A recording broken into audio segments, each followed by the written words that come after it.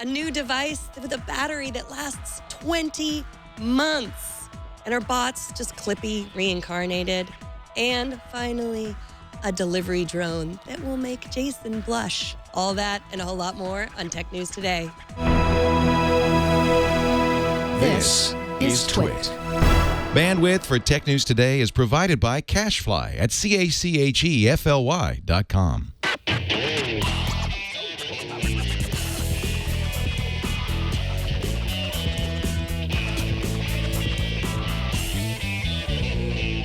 This is Tech News Today, episode 1489, recorded Monday, April 11th, 2016. This episode of Tech News Today is brought to you by Wealthfront. Wealthfront is a low-cost automated investment service and the most sophisticated way to invest your money.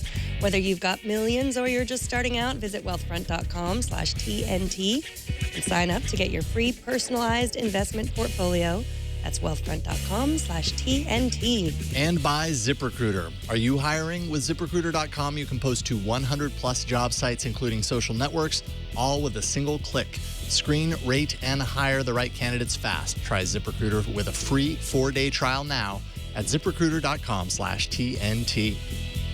Hello, and welcome to Tech News Today. This is the show where we talk about tech news with people who like to make mildly offensive euphemisms about technology. Sometimes. Not very often, though. I am Megan Morrone. And I'm Jason Howell. Who are you talking about? Offensive wasn't the right word. Inappropriate. Mildly inappropriate. I think there's at least one story today that has the risk of treading into those waters. Well, with our possibly guests, more. Our guest, really any story can tread into those waters, and that's why we love to have him so much. That's right. Iain Thomson from The Register. How's it going, sir? It's fine. That was quite an intro. I'm not quite sure what people are expecting. I mean, whether you want me to come on and curse like a sailor or moon the camera or something. But no, always a pleasure to be here. Maybe not always mildly offensive, but you're always going to say something that makes me like I've never heard it before, at the very least. Mm-hmm. You have some phrases that I've never heard before, and I appreciate that about you, Iain, so thank you. I appreciate it, too. That's what I meant to say. Always happy to help. As my editor says, Iain, a conversation with you can go from 0 to 60 in about 3 seconds. Well, about right. We should get started then. Yeah, let's do it. The Apple Watch launched nearly a year ago, and even though Apple owns half of the smartwatch market, a new survey out by tech advertising company Fluent says the majority of the 2,578 adults they surveyed say the watch is not a successful product. Well, what does this really mean? On Friday, when I was out sick in bed all day, that was the one day in the past year that I have not worn my watch. I love it, but of course, that's an N of one. I'm just talking about me personally. Many, many languish in top drawers everywhere. What do you guys think? Apple Watch, success or failure? Iain, you go first. Oh, well, I mean, I've been a skeptic about smartwatches ever since they first came out, and certainly there's nothing in the Apple Watch I've seen that is anything other than for people who are either dedicated Apple fans or, in the case of people buying the 10 grand version, utter posers who need to be slapped down at the first available opportunity. See, right up to the top, the first story. No. I said all Apple fans make me. You're fine. No, I mean, seriously, if you're a diehard Apple fan, then I can see the point to them. But quite frankly, unless you can get a SIM card in there and a battery life which lasts more than 24 hours, I really don't see the utility from a technology standpoint. You've still got to have your phone with you. If you try and make phone calls with them, everyone can hear both sides of the conversation with what's going on. I think they're a problem looking for a solution, and no one's actually come up with a significant reason why you should have them yet. I mean, there's the medical health thing and all that sort of thing, but you know, we could have sensors to do that without paying ridiculous amounts of money for what is essentially just an add-on to your phone. I feel like some of the kind of extended information from the study kind of reveals why, or at least a big piece of it. They say 77% of Apple Watch owners consider it a success. 2/3 of those plan to upgrade when the new one comes out. So obviously people that get it more often than not are happy that they have it, right?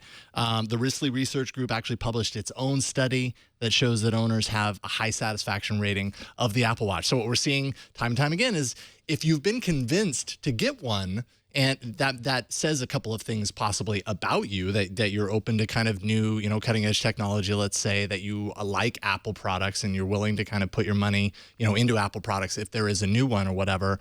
It also kind of seems to point to possibly Apple and maybe the wider kind of smart watch market in general missing the mark on marketing. telling those people that aren't convinced why they actually need it. And I think that kind of ties in with what you're saying, Ian. At least for me, like I have a smartwatch. I haven't been wearing it lately. I keep forgetting to charge it, and it's not essential. And, you know, part of that is, yes, while it has some nice features, being notified on my wrist is sometimes very convenient versus other things, but there is no killer app. There is no one thing like there is with a smartphone, you know, all the amazing things that a smartphone could do, or there was, let's say, with, I don't know, an iPod, you know, when that kind of blew up. There is no one thing that the smartwatch can do that you have to have one in order to do it. It's still very much an accessory. And not to mention, fashion is very low on the reasons of on the list of reasons to buy one. And I think anything that you're wearing, fashion has to be a consideration. For a lot of people, this just doesn't look good, period. Yeah, I mean, also the pricing policy, I think, comes back to what you were saying about fashion. You were basically buying the same watch for between, $250 and $1,000, and the only difference between them was the strap. Now, that's a really weird pricing model. Now, yeah, if you're sold on Apple's products, I can see you buying them because, you know, it's a nice addition to your iPhone or your iPod if you're slightly older. But I mean, if you're actually trying to convince people who aren't into Apple to buy one of these, you're right. There's no clear unique selling point, and they are kind of pricey for what they are. Well, I feel like all of Apple products sort of fell into this in the beginning. Like, unless you absolutely loved listening to music, the iPod didn't make sense for a lot of people in the beginning before podcasts were popular. I mean, I use my Apple Watch more than I use my iPad. Like, I think sometimes I have to convince myself to use my iPad. Is that because it's always on you? Yeah. I mean, I definitely. And it is a heart rate monitor. That's not something that my, I never really used that's not something that my phone does. But yeah, I do think that your description of a problem waiting for a solution, or a solution waiting for a problem, I guess was what you said. I think that is true. But I do feel like, I feel like even the iPhone was sort of that in the very beginning. So I do think this is the beginning, and it's going to become better and more useful in the future.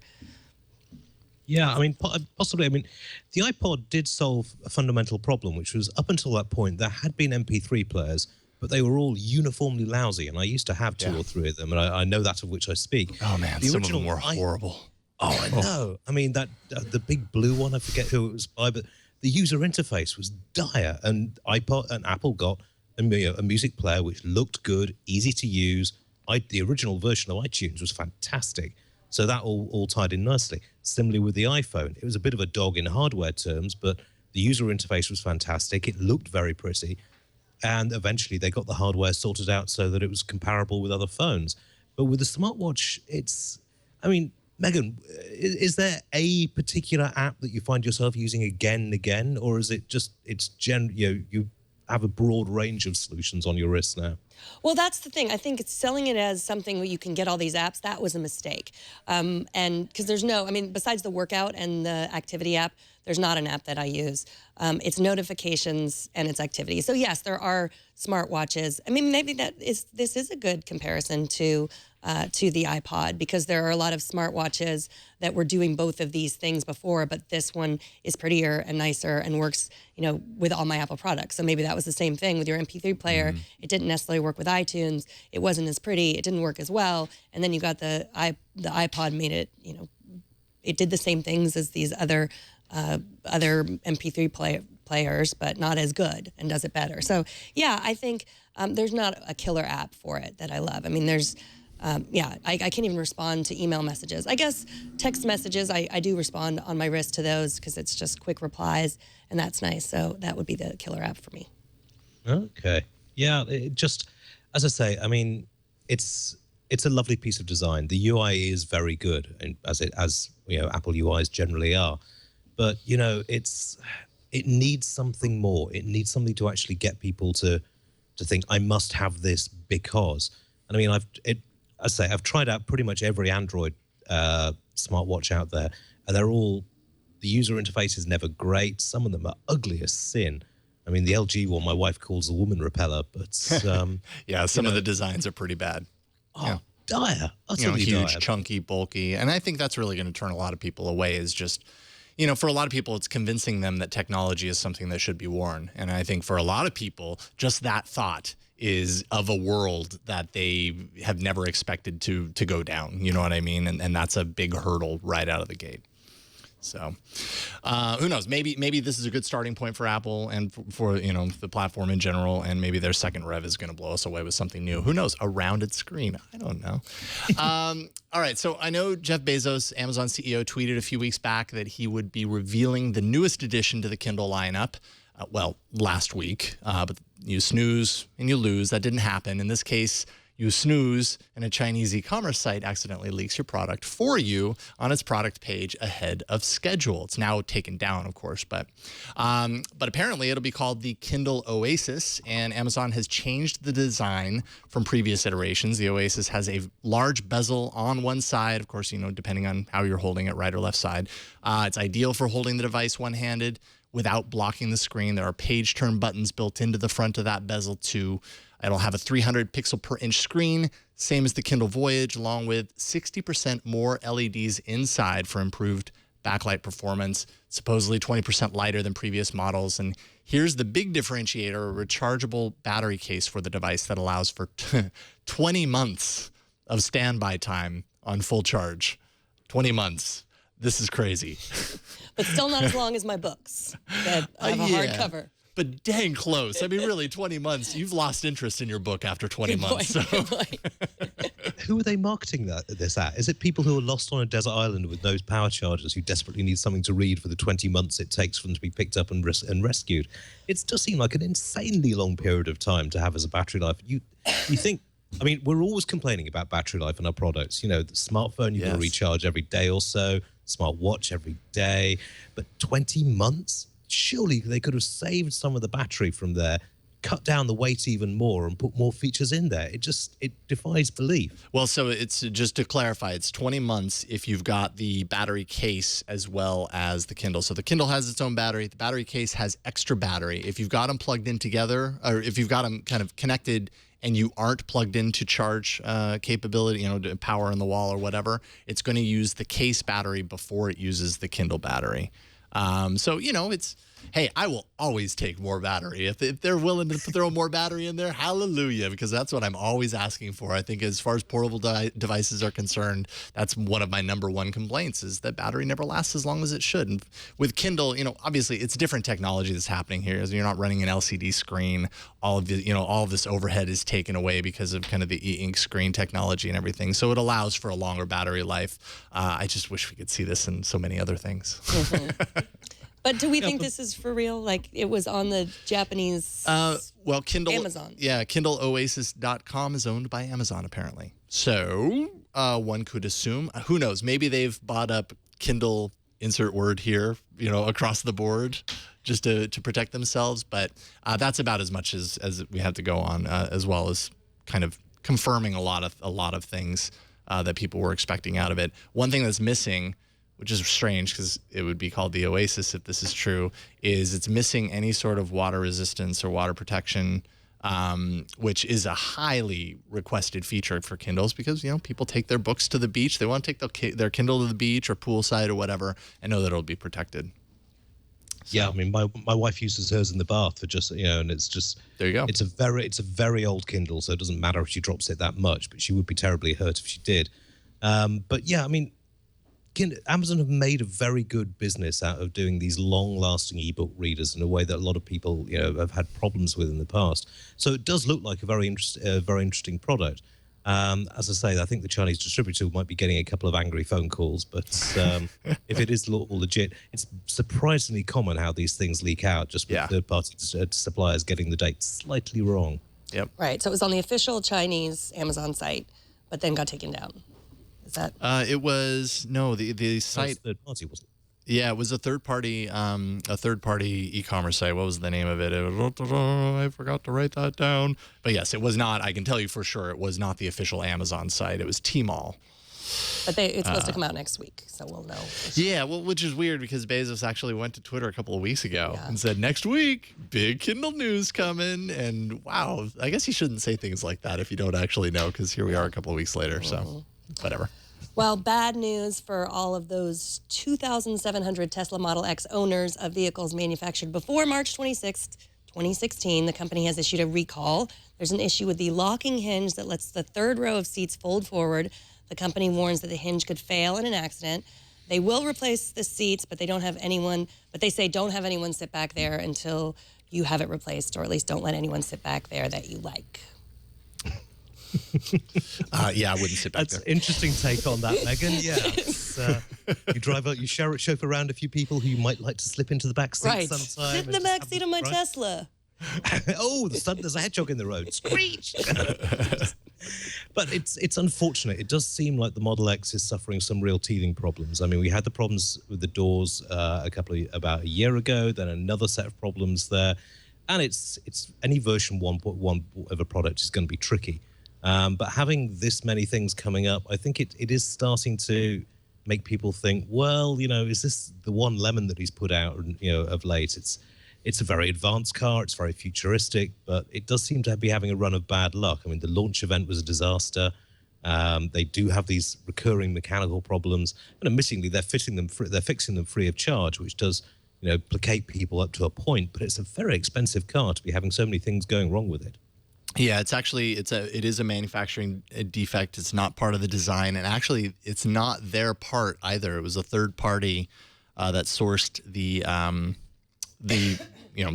piece essentially that's gone wrong here, manufactured by an outside supplier. So Tesla isn't even going to incur the cost of the replacement. The third-party supplier is going to do that. So there you go. Most of the affected vehicles are in customers' hands. So it just takes like a 2-hour, you bring it in for a service, 2-hour visit, and it'll be all fixed for you and everything. But Yeah, but those people have been waiting a long time, and then they're going to have to send it back. That's a bummer. But good for Tesla. I mean, nothing has happened. There haven't been any incidents. Good that nothing has happened yet. Yeah. Yeah, no fatalities. But you do have to wonder, really, with the Tesla 3, what we're going to find out about these when they start rolling off the production line, because they're going to have to produce them very fast. They're going to have to. It's a completely new design again. So it does make me wonder what kind of teething problems we're going to see coming out. It's kind of odd because the Tesla S, we've had no massive problems with in the past. Mm-hmm. They've done a couple of upgrades, but nothing sort of major that you'd see. So I think all eyes now on the 3, and we shall see how that develops. Yeah, Tesla's never had the demand quite like they've had with like they are having with the 3. They have a lot to turn around in a reasonable amount of time, I suppose, but probably more to turn around than they even expected. And speaking of electric car buyers in the U.S. have a nice incentive to buy an EV, a $7,500 tax credit. This is not a refund. It's not a deduction of the purchase cost. It's important to note. But getting that full credit does come with some asterisks involved. It applies to any vehicle with a battery larger than 5 kilowatt hour. And so basically it's like you get $417 worth of credit at 5 kilowatt hours, additional $417 for each kilowatt hour beyond that.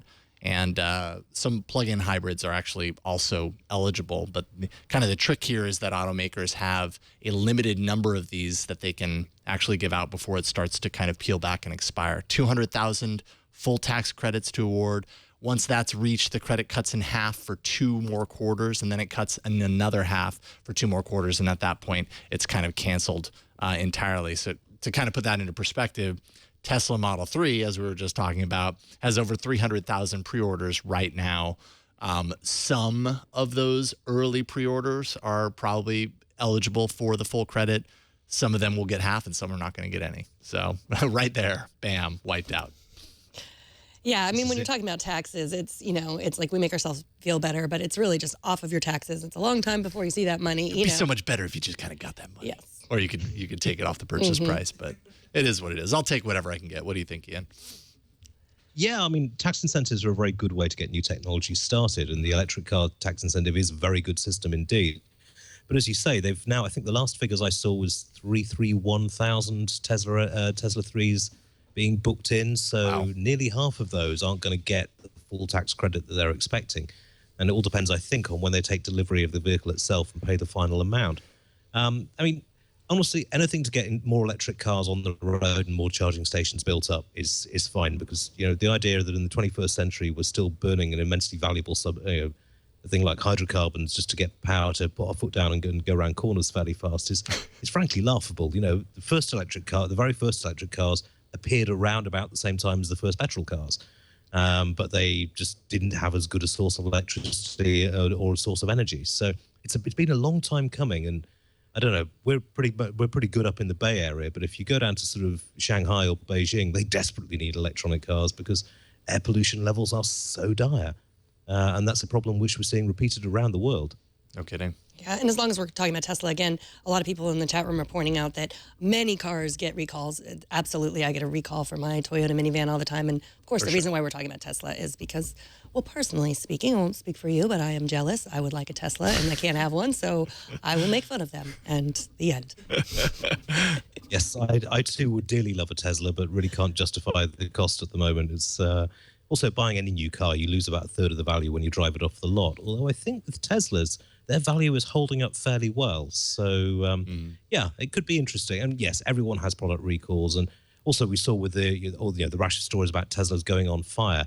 It's like, I think they've had, 3 or 4 of them now. And when you think how many petrol and diesel cars go up in smoke on American roads every year, then it's a flea bite in comparison. But yeah, quite frankly, I think a lot of us want a Tesla. And so this is why these kind of stories run. All right. Well, you were talking about clean technology, and makers of the clean tech CTS 1000 claimed that their server used 80% less energy than other servers. But apparently, Iain, this was all a big scam. Tell us what happened.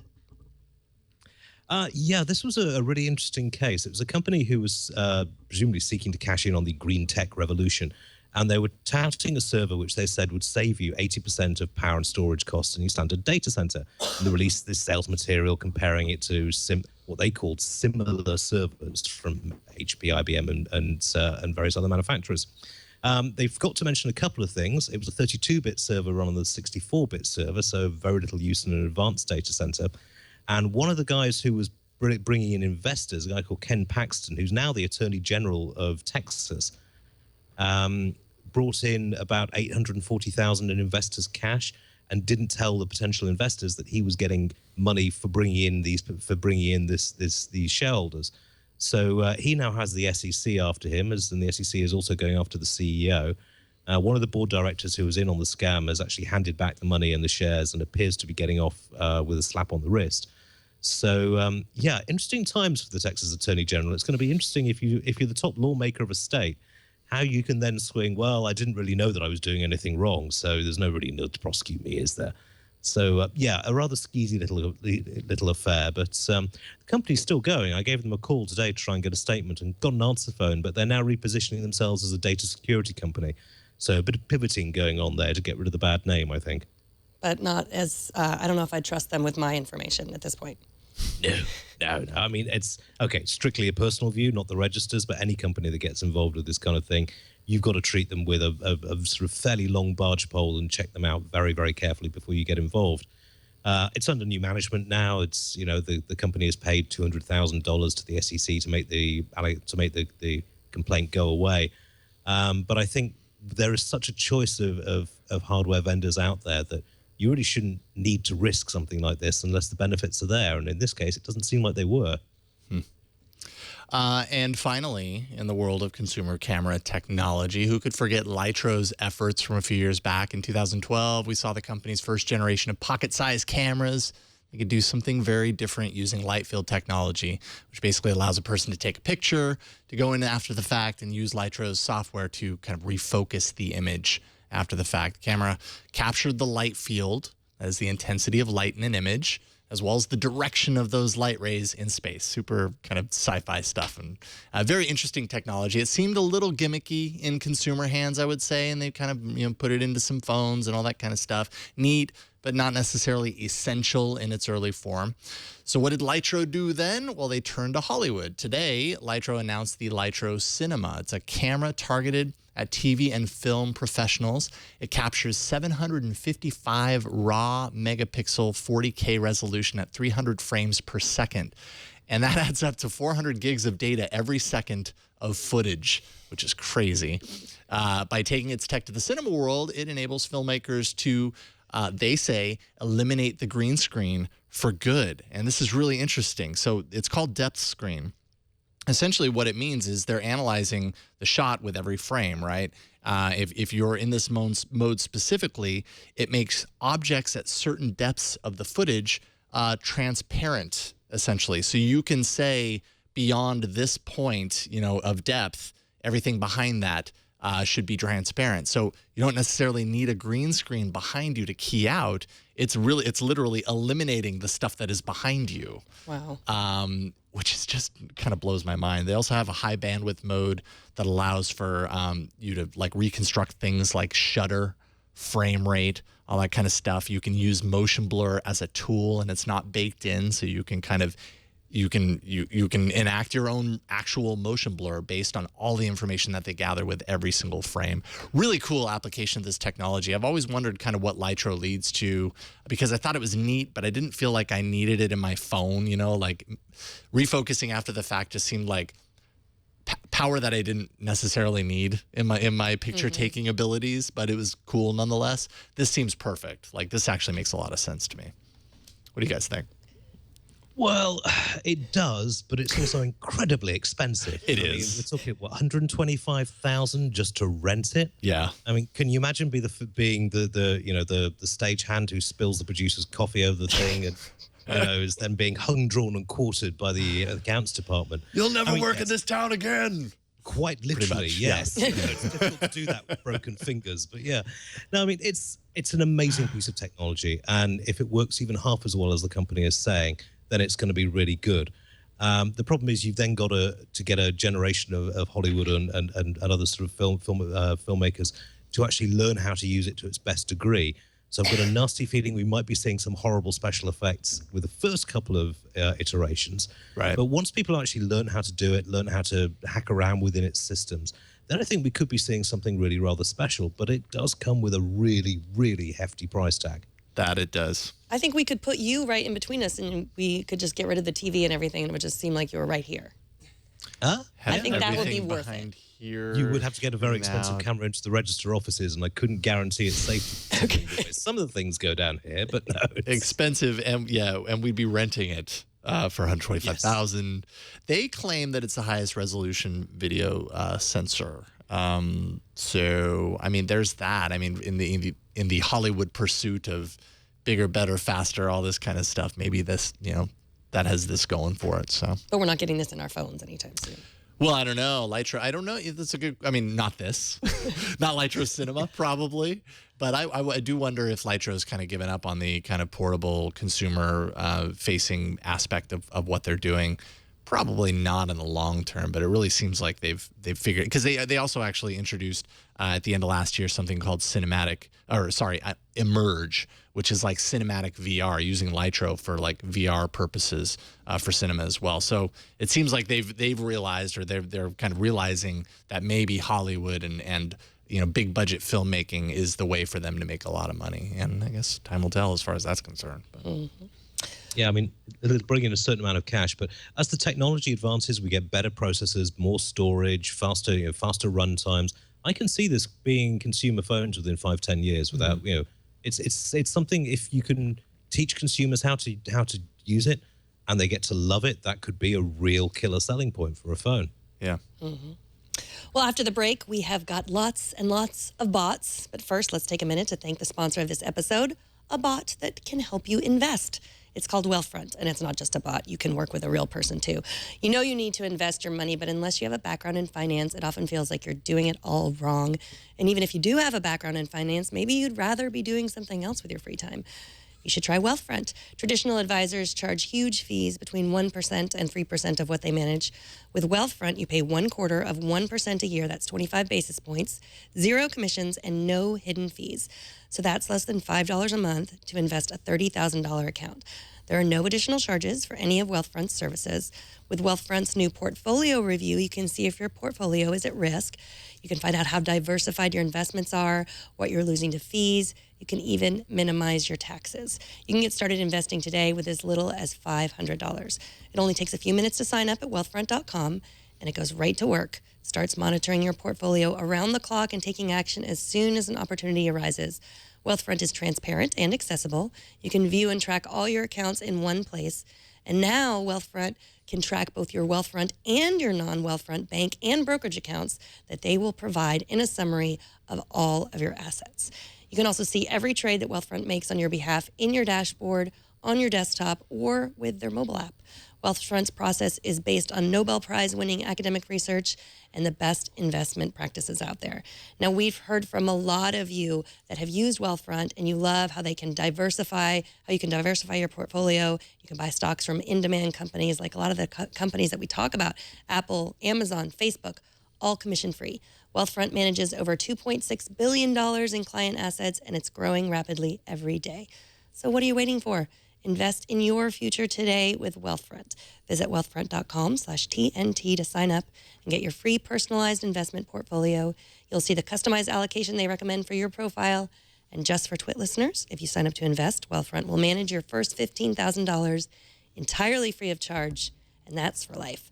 Join the many Twit fans who have seen huge success with Wealthfront and claim your offer today at wealthfront.com/TNT. All right. Let's talk about lots of different kinds of bots. In today's segment, lots of bots. I didn't know if it's kind of Italian. Lots of bots. I like it. First, tomorrow morning, Facebook's F8 developer conference kicks off with a number of expected bot announcements. Leo Laporte, Gina Trapani, and I will actually be here on set at 10 a.m. Pacific, live streaming coverage of the event. So check in for that tomorrow. That's twit.tv/live. But I'm sure we're going to see a number of new bot projects revealed on stage during the event, and keeping track of all that bot action can be difficult, overwhelming, time-consuming, all that stuff. What we need is an app store for bots, and the folks at Botlist are heeding your call, if you did in fact call for that. Botlist launched today, perfect timing for tomorrow's event, and it's a third-party database that follows bots across all platforms, or many platforms anyways, SMS, Slack, all types of mobile apps, and yes, Facebook Messenger as well. Just kind of like a centralized directory of all things bots. There's 400 bots listed currently. They're manually reviewed before they're included. So there's, they're kind of combing over those. And yeah, a place to find all your bots. All your bots bits. What do you guys think? Well, I mean, it does seem that bots are very much the sort of the fashion du jour at the moment. We had this at Build at Microsoft, and now we're getting this from Facebook. What we're expecting is from Facebook to bring out a series of development tools to build your own bots and insert those into the site. I think a third-party sort of bot store like this is a good idea, but it's very much going against the flow of the market. Far too many companies really are following Apple's example when it comes to selling hardware and software, and they want everyone within their little walled gardens. Windows has done the same. So whether or not there's whether they're going to allow a third-party bot store in there, that could be quite interesting. I'm just slightly skeptical in this whole push to bots move as it goes on. I mean, okay, I'm a little bit older than you guys, but I was mentally scarred by Clippy as a youngster, and I don't think I've ever really recovered from that. And I just really can't see the problem of it. I can't see the point of an awful lot of these bots. I mean, they're cute, but you really wouldn't want to try and do anything serious with them. Yeah. Clippy was cute too. And we all know what happened when Clippy came along. Yeah. Well, I was at the press conference when they announced that Clippy was going to be turned off by default, and you've never seen the level of enthusiasm that British journalists, usually reserved, quiet types, and we make it a point never ever to applaud at a press conference, jumping up, punching the air, shouting woohoo, and it was just like, it's over, they killed it at last. Well, I think the bots now are much less pushy. They don't try to contact you until you contact them. They don't, pop up or anything. I've used like AssistBot in Telegram, and I've used it in text messaging. And, you have to ask it a question, you initiate the conversation, and it just comes back with things that are, sometimes helpful, sometimes not. I haven't had a lot of success. But bots, more than anything, seem to make it really obvious that everyone wants people to stay in their platform. Create bots so that you stay in Facebook Messenger or you stay in Slack. Everyone just wants to keep you for as long as possible. And it seems like it's the golden age of bots because there's no advertising, but that's coming. I think the interesting thing about all of this bot stuff is just basically why they are kind of such a hot button topic right now. And that's that, like, apps, I don't know, it's kind of an unruly world with apps. I play with a lot of them. It's harder to find good apps. Discovery is difficult. how many apps, people are installing on their devices regularly. Like I install a lot of apps regularly on my devices because I have to, because it's part of what I do. But I think the average person has really slowed down and probably has the apps that they're going to use already installed. And of the apps that are on their device, they're not even using most of those very much, if at all. Bots are just kind of in the platform, like you said, that you're already in. And they're called upon kind of on demand, as opposed to having to go through all of these other hurdles, jumping over all these hurdles to kind of install them and make a permanent place for them on your device, that sort of stuff. So it's interesting to see, like, they kind of accomplish the same things, but in a much different way. I'll be very curious to see what the kind of longer term, if bots really do replace apps as kind of the next frontier for mobile, let's say. So what was Microsoft's bot strategy that they talked about at Builds, Iain? And basically, it was bots everywhere all the time. As I say, it's this year's thing. They want to tie them into machine learning and so-called AI systems, and it's a way to try and improve the customer experience online, which generally means we're about to muck things up in a big way and then sort of say that you just don't understand it. I mean, we've seen this with Cortana and Siri to an extent, but I think in general, it's another way of breaking down application development into yet another silo. And I'm deeply skeptical. I've got a feeling that this is going to not provide a clear benefit for anyone other than the companies involved, which always makes me very nervous when tech companies try that, because it usually ends in disaster. Yeah. Mm-hmm. Well, okay, so there's bots for customer service in an app, but what about real-life robots who can help us in stores? Are you ready for that? The next web says Hitachi has released a new robot called the EMIEW3, unless you call it the EMU3. EMU3 to help in stores. Now, it's been around, I guess, since 2007, but now they've perfected it, added some AI. We've seen Pepper, SoftBank's robot. This one is similar but better somehow, and child size. Now, do either of you have any idea why it would be child size? Because it's less threatening? I don't know. I don't know. Yeah, you could step on it if you need to. Yeah, I think it's cheaper to manufacture probably manufacture and doesn't make people frightened. I mean, there's a considerable body of psychological research that says you shouldn't make humanoid robots human size because it really freaks people out. Certainly when the 6-foot Atlas robots started to be used, we had a lot of readers who were just like, this looks like it should be about to kill Sarah Connor. So this is cute. It's red and white. It's child size. Probably couldn't punch you back if you kicked it over. So, I mean, it's nice. It's non-threatening. I'm a little bit skeptical as to how quickly we're going to see them in real world deployments. And it looks like it could handle stairs about the same way Concorde flies on an elastic band. But, it's cute. I think, and this is the problem, when it comes to robot stage, we're at cute at the moment. Cute and mildly functional. Right, because, I mean, I don't know what a customer service robot's going to help me find. Like, what I want to, I don't know why an app can't just help me, like, when I'm in Target, like, find where the peanuts are or something like that. I mean, it seems like that could be in a phone much cheaper and more easily. I know there's beacons. We've, talked about that in stores.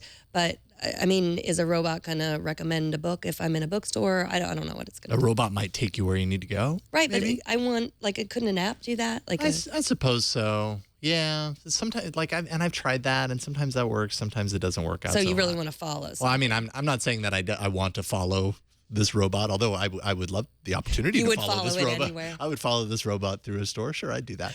But if you do ask for where something is, if you ask for where something is in a store, then store personnel are told to take you to that item and then stand there while you pick it up, because it's a much higher chance that you'll buy it.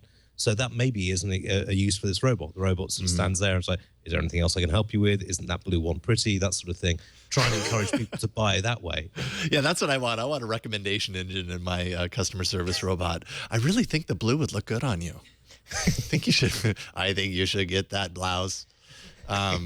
Something like that. That's what we need. Okay. And finally, I just really don't know how to handle this last one. Is it cool that a giant flying robot balloon can maneuver in the air autonomously thanks to its ring of propellers and GPS? And it can find objects that it needs to deliver, in this case, your drink in a bottle.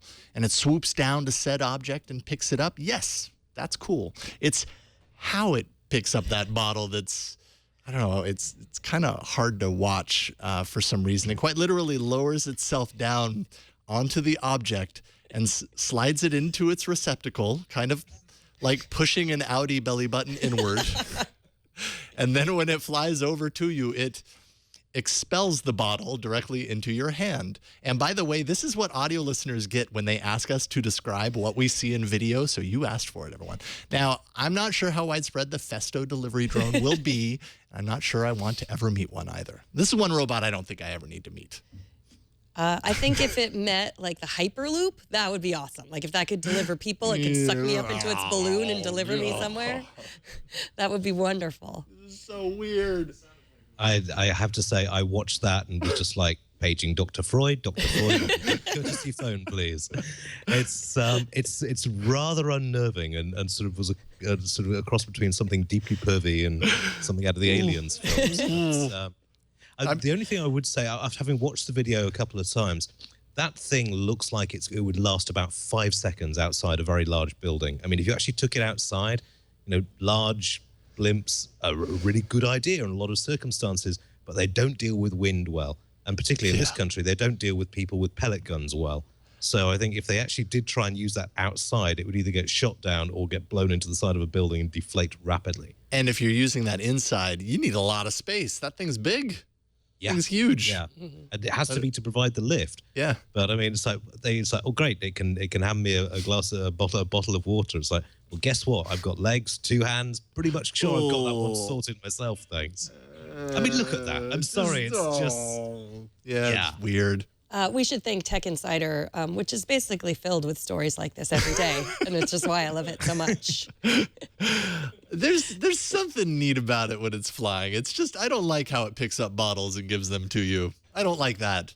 It is weird that the 2 men on this show are more freaked out about this than Megan is. I mean, it's just like, I'm wondering whether this is some kind of male psychological thing, which is just like tapping into the reptile brain stem of I think it is. I don't know. Maybe it's because I've given birth to 3 children, 2 at once. I don't know. Who knows? I'll always play that card when given the opportunity. Yeah, well, you've trumped us on that one. No comment. I'm sure neither Jason or myself have given birth to children and have no intention of doing so. We have an email. All right. Gary, thank you for writing, Gary. And saving Iain and Jason from whatever they're experiencing right now. Gary writes regarding our discussion of people slowing their personal Facebook postings. He says, I wondered if you had considered that a leading factor in the Facebook news feed falling in original posts being shared is that Facebook has been actively encouraging video sharing. I have personally found myself much less inclined to spend my limited spare time looking at Facebook for my news feed when the predominant news is cat videos and factual tidbits in video format.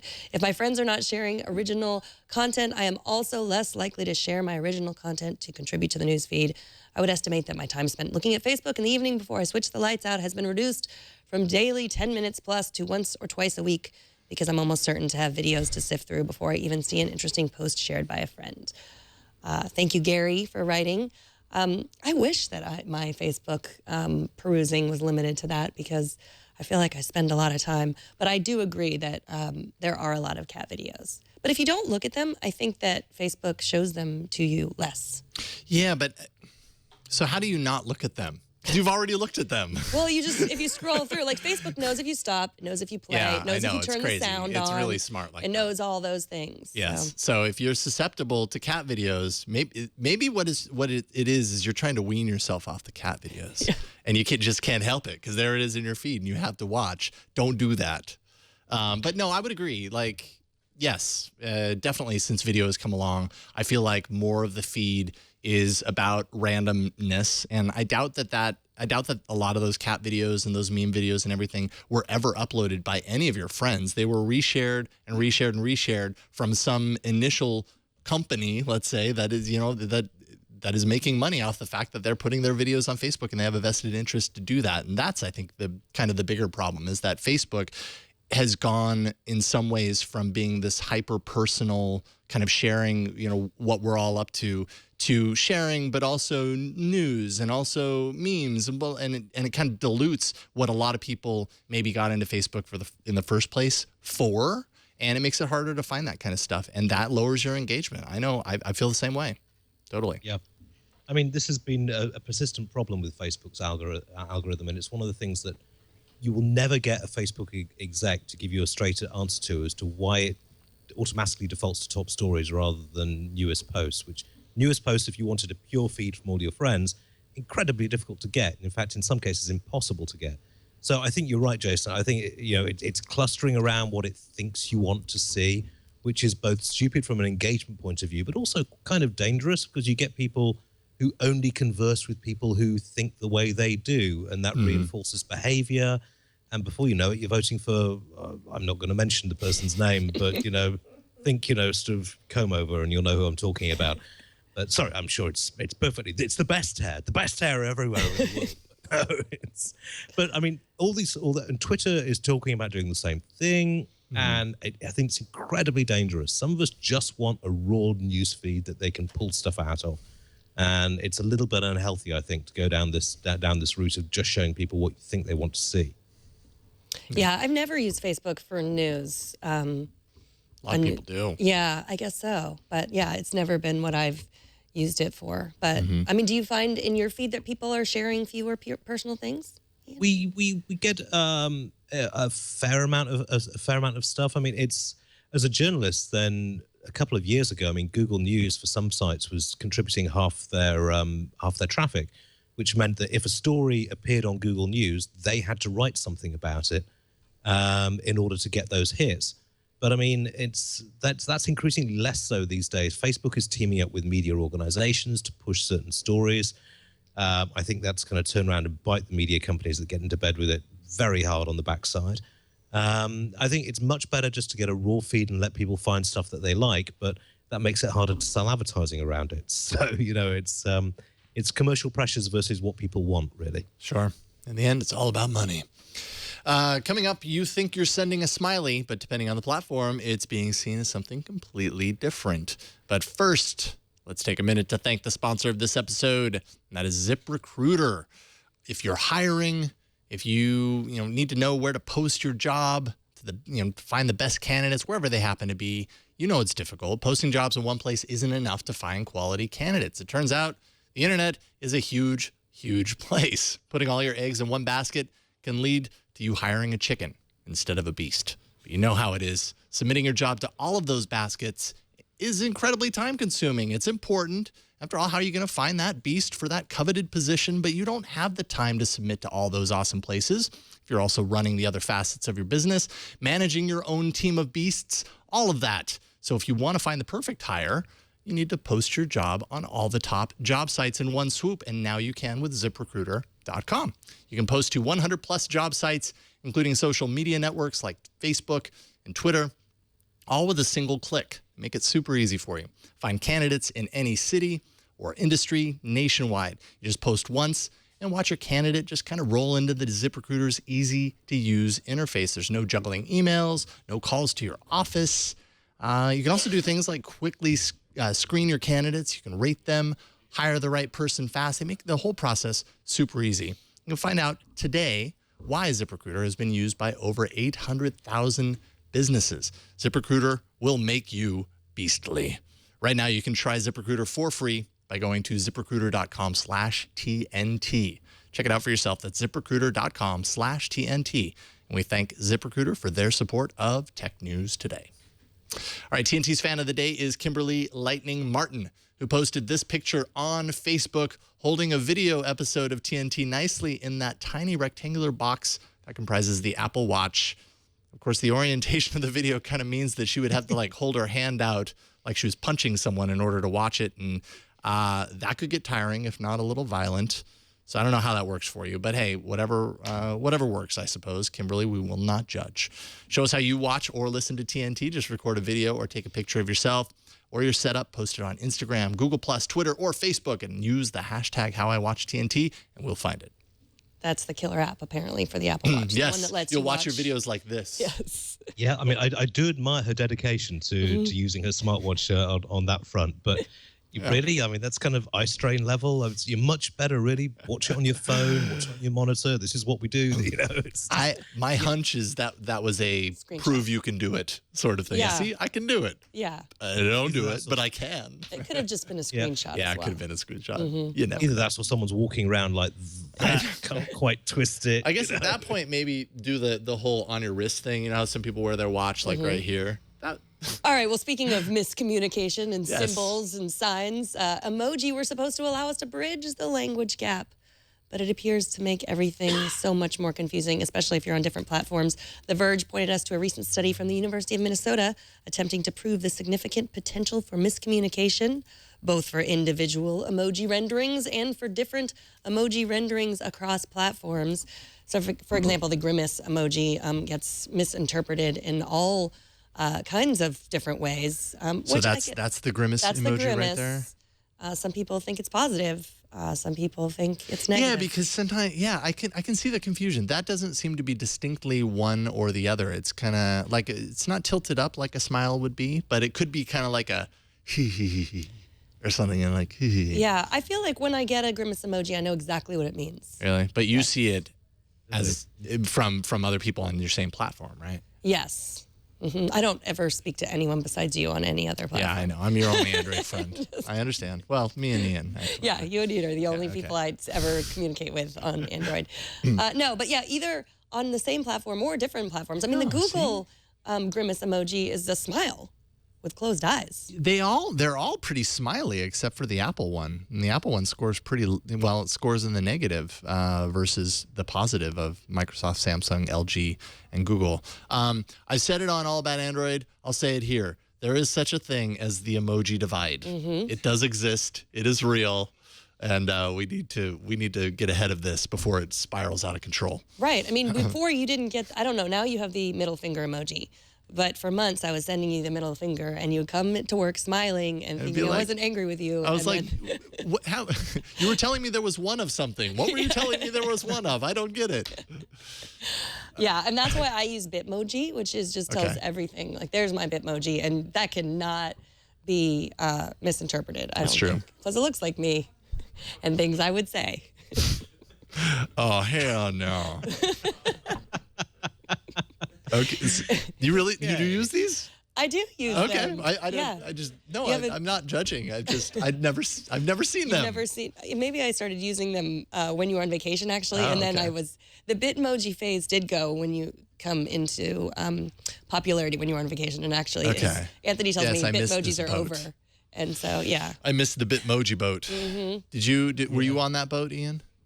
No, I'm standing on the dock, waving that boat off and readying the torpedoes to sink it. I think emojis are a bloody awful idea, and I wish they'd never even been created.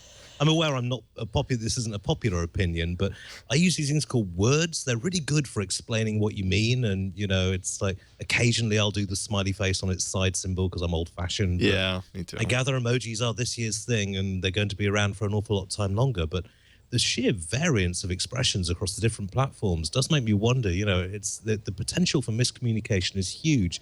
I remember when email first started becoming popular, and a lot of people got terribly offended because irony and sarcasm do not come over an email unless you put a symbol in there. So you've got to be really, really careful. And I think with emojis, as I say, the potential for things going wrong, I see people use them. I see somebody actually picked up somebody else on Tinder, using just emojis. I still have no idea how that was done, but it must be a generational thing. If it can be done, it's been done with emojis at some point. It's a big internet. We just live in it. I think emoji are over, really, for me. Like, I'm kidding. I mean, I need GIFs. Sometimes I need GIFs, and Bitmoji. It just needs more. And because I tend to feel like I'm always afraid people are upset at me. So, like, when they send a GIF or a GIF, or a Bitmoji, or something like a me photo, perhaps, like that. Then perfectly acceptable. It just lightens the mood, and I like that. So I don't know. What about an emoji appearing for the recipient in the same form as seen by the person sending it? So if I'm sending an emoji, like my version of the emoji is sent to you, I realize there's probably a technical difficulty there versus having just platform emojis and it translates over automatically. It's probably actually a really bad idea. But in the case of this, maybe that would alleviate some of the confusion. Right. Actually, I think that's a really good idea, and it shouldn't be too hard to implement. All you need to have is code libraries for the various different platforms' emojis, and it should automatically translate the emoji that you've been sent into one that fits your formatting. I think that's a great idea. It will clear up an awful lot of this sort of thing. Well, Let's take this to Congress. Yeah. Let's make this happen. Oh, yeah, Congress, make this happen. Good luck. Yeah, okay. I retract that last statement. Well, Iain, thank you so much for joining us. And, I wish I had had an emoji when I said you were offensive earlier, because that's what I meant. I meant your offensive emoji. You would have used the emoji that went, or something like that. Exactly. I take it in the spirit with which it was given, Megan. Thank you very much. Iain is, of course, at the Register. Is there anything that you've posted that we haven't talked about? Well, there's an interesting press conference coming up tomorrow, which sadly I'm going to be at F8. But Stephen Hawking and a Russian billionaire are announcing the Starshot initiative. So that could be rather fun, and we'll be covering it here in the office. But other than that, it's going to be F8 Developers Conference for the next 2 days, and after that, maybe finding a shotgun, putting it in my mouth, and just wishing for the sweet release of death. What a way to end the emoji. show. Sorry, on a high note, Howell. Thank you, Iain, for everything, including that wonderful vision. Always a pleasure getting you on the show. Thank you, Iain. Thanks a lot. We'll talk to you soon. Tomorrow's guest will be Serenity Caldwell from iMore, as well as an interview with Kurt Wagner from Recode with a recap of everything that happens at tomorrow morning's F8 Developer Conference keynote, and I'm assuming some of the kind of later breaking developments throughout the day. TNT records live every Monday through Friday at 4 p.m. Pacific, 7 p.m. Eastern, 12 a.m. UTC at twit.tv/live. You can be a part of the show always by emailing us. That's tnt@twit.tv. Leave us a short voicemail. It's 260-TNT-SHOW, and you can find us on Twitter. We're at Tech News Today TV.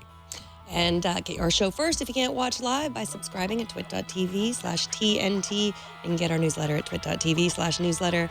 And you can find me on Twitter. I am at Megan Morrone. And I'm at Jason Howell. Thanks to our technical director, Anthony Nielsen, and all the folks who help us produce this show every single day. Thanks to you for talking tech with us today. We'll see you all tomorrow. Bye.